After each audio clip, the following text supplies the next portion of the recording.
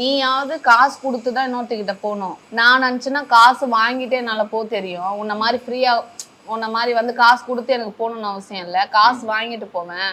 நான் வாங்கட்டா ஒரு நாளைக்கு 25,000 ரூபாய் 30,000 1 லட்சம் வாங்கட்டா அப்படின்னு சும்மா அந்த சண்டையில நமக்கு ஒரு டென்ஷன் வரும்ல. நீ எப்படி அப்படி பண்ண, உன்னால எப்படி பண்ண முடிஞ்சது, எனக்கு பண்ண தெரியாதா, நீ எப்படி பண்ண அப்படின்னு ஒரு கோபம் வரும்ல பயங்கரமா.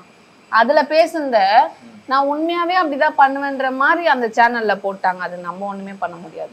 அவங்க அம்மாவும் கூட உட்காந்து பேசினாங்களா, அது என்னால ஏத்துக்கவே முடியல ப்ரோ. எனக்கு 3 குழந்தைங்க இருக்காங்க. என்ன விடுங்க, என்னை யார் எப்படி சொன்னாலும் நான் அதை காதலே வாங்கிக்க மாட்டேன். நீ என்னமோ சொல்லணும் போ, நீ ஓகேம்மா, என்ன பேசுற, நீ ஓகேம்மா, என்ன மூஞ்சுக்கு நேரா வந்து எவனா கேட்டானா நீ ஓகேம்மா, நீ ரொம்ப நல்லவனா, நீனா புக்தரா, நீனா ஏசுவா அப்படின்னு நான் கேட்பேன். நீ அப்படியா தான் என்ன கேளு அப்படின்னு நானு. இவங்க அம்மா வந்து இவர் கூட உக்காந்து பேசுனது வந்து என்ன எதை சொன்னிருந்தாலும் எனக்கு பிரச்சனை இல்லை. ஆனா எனக்கு 3 குழந்தைங்க இருக்காங்க, அதை யோசிச்சு சொல்லணும்ல.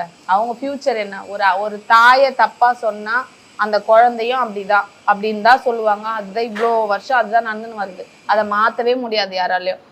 வா உன் அம்மா அப்படியா, அப்ப நீயும் அப்படிதான் இருப்ப. எத்தனை பேரை நம்ம கேட்டிருப்போம், எத்தனை பேரை கேட்டிருப்போம். நானே கேட்டிருக்காது, எனக்கே நடந்திருக்கு. அப்போ நான் அந்த விஷயத்துல எவ்வளோ இதுவா இருந்திருப்பேன். ஐயோ நம்மளுக்கு இப்படி சொல்றாங்களே மீடியால, அதுவும் நீ கட்டின புருஷன் அப்படி சொல்றேன்னு வேற யாருன்னா சொன்ன பிரச்சனை, கட்டின புருஷன் சொல்ல நம்ம குழந்தைங்களுக்கு என்ன ஆகும், அந்த ப்ரெஷர் எனக்கு பயங்கரமா இருந்தது. இவர் வந்து குடிக்கிற பழக்கம் இவருக்கு இருக்குது. அது நான் ஏன்னா வேற வழி இல்லை, ஒன்றை மறைக்கிறேன்னு சொல்லிட்டு எல்லாத்தையும் என்னால மறைக்க முடியாது. குடிக்கிற பழக்கம் இருக்குது. அந்த குடிக்கிற பழக்கம் எனக்கு தெரியாம அவர் பண்ணுவாரு. அப்படி பண்றதன் மூலயமா நிறைய விஷயம் என்கிட்ட மறைக்க ஆரம்பிச்சிட்டாங்க. குடிக்கிறதுக்காக நான் போய் கோயில்லையே தங்குறேன். அப்போ அங்க இருக்கிற பையன் இவர்கிட்ட வர கிளைண்ட் வந்து அவங்க அபியூஸ் பண்ணியிருக்காங்க. விஷயமே அதான், அவங்க அபியூஸ் பண்ணியிருக்காங்க. ஆனா இது எங்க வெளியே தெரிஞ்சிட போதுன்னு என்கிட்ட வந்து இவர் தான் வந்து இதெல்லாம் பண்ணாருன்னு அவர் கூட கூட்டிட்டு போய் அங்க விட்டுட்டு மறுநாள் காலையில என்ன கூட்டிட்டு போய் உங்க ஹஸ்பண்ட் இங்கதான் இருக்காங்க இந்த வீட்டுல, இது வந்து ஒரு பிராத்தல் பண்றவங்க அவங்க வீடு இது அப்படின்னு சொல்லிட்டு என்ன கொடுமை. எனக்கு ஒண்ணுமே புரியல. அங்க எப்படி இருக்கும், நான் எவ்வளவு உன்னை நம்பி இருப்பேன், உன்னை நம்பி தானே கோயில்ல விட்டேன், நீ சாமியாருன்னு சொன்னதுனால தானே நீ உன் பக்கம் எந்த பொண்ணுங்களும் வரமாட்டாங்க, நானும் உன்னை வந்து எதுவுமே நோட் பண்ணல, ஒரு ஃபோன் கால் பண்ண மாட்டேன், சரி நீ பூஜையில இருப்பேன்னு சொல்லி நான் விட்டுருவேன்.